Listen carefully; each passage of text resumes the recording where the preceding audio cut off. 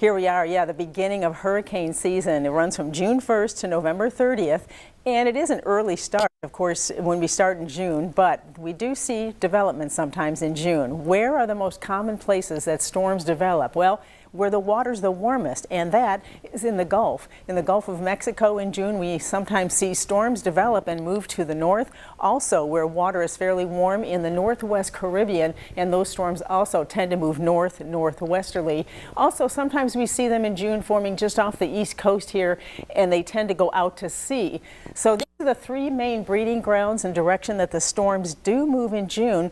But what kind of storms do we usually see in June? It is just the beginning of the season, and usually we don't see anything too strong. Now it can happen, but most of the time the systems aren't very strong. They tend to peak as either a tropical storm or a minimal hurricane, and they tend to be fairly weak, but they can produce some heavy rain more than they develop the strong winds. So that's the kind of systems we tend to see in June. Well, what about the frequency of storms?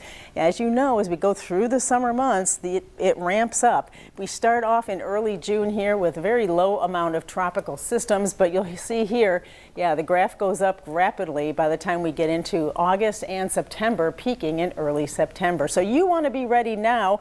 Don't wait until the last minute, until the storm's in the Gulf, to get prepared. And to help you get prepared, you can watch our hurricane special. Our team of meteorologists have put this 30-minute special together for you, and you can catch it on KRIS Monday, June 6th at 6:30, and right here on KZTV 10, Saturday, June 11th at 10:30.